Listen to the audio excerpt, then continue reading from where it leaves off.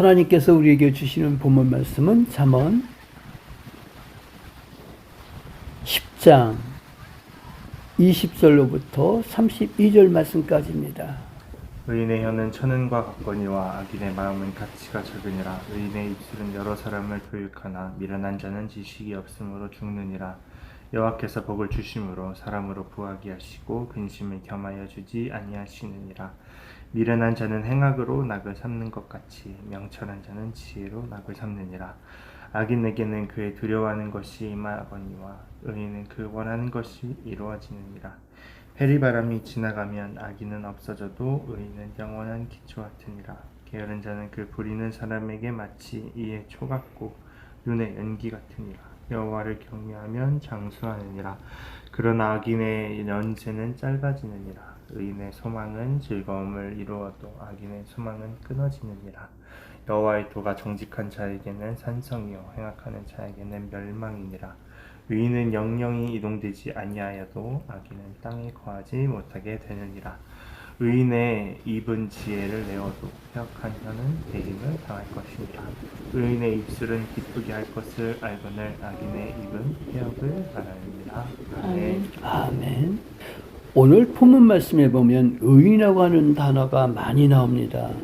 의인은 히브리어로 차디크라고 하는데 일반적인 의미의 의인은 의리와 지조를 지키는 선한 사람을 의인이라고 합니다. 그러나 성경에서는 하나님과의 바른 관계에 놓여 있는 자, 즉 신앙에 의해 의롭다함을 입은 자를 의인이라고 합니다. 로마서 1장 17절 말씀해 보니까 오늘 본문 말씀을 보니까 의인의 복에 대해서 나오는데 의인들에 대한 성경의 여러 가지 증거들은 우리가 어떻게 행할 것인지를 잘 보여주는데 의인의 입술은 여러 사람을 교육합니다. 의인의 입술은 천은과도 같아서 여러 사람을 교육하나 미련한 자는 지식이 없으므로 죽는다 이렇게 이야기를 합니다. 많은 사람들에게 선한 충고를 하여 가르쳐 세워주고 올바른 길로 안내할 수 있는 것은 의인의 입술뿐이라는 것이죠. 사람은 누구나 마음에 가득한 것을 입으로 말하는 것이므로 악한 사람들의 입에서 의로운 말이 나올 수가 없다라는 거예요. 그 다음에 의인은 그 원하는 것이 이루어진다는 거예요.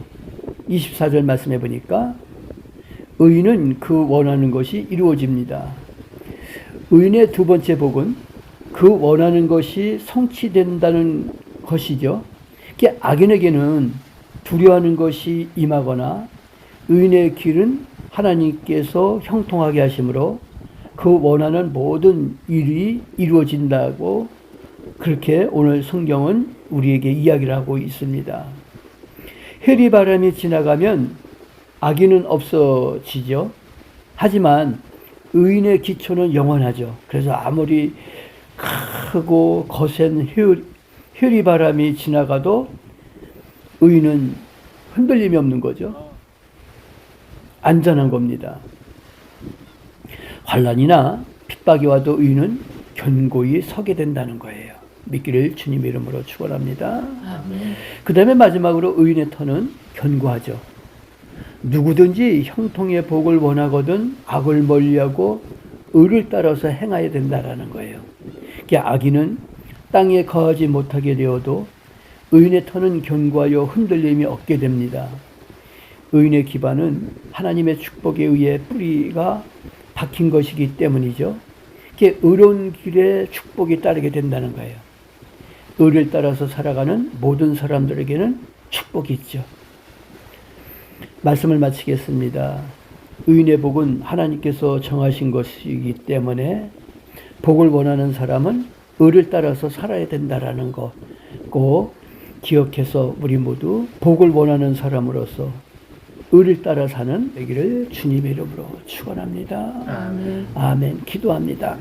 하나님 아버지, 악인은 해리바람이 지나가면 없어진다고 했사오니 아버지 하나님, 우리는 의인으로서 기초를 영원하게 하기 위해 하나님께 깊이 뿌리 박는 우리 모두가 다 되기를 바라고 원합니다.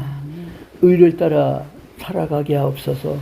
그래서 하나님께서 주시는 복을 받아 누리는 우리 소망교회 온 성도들 되게 해주시기를 원합니다. 주님의 은총과 사랑 속에서 오늘도 하나님 앞에서 하나님께 영광을 돌리며 이 세상을 살아가게 하옵소서. 우리 주님 예수 그리스도 이름으로 기도하옵나이다. 아멘. 아멘.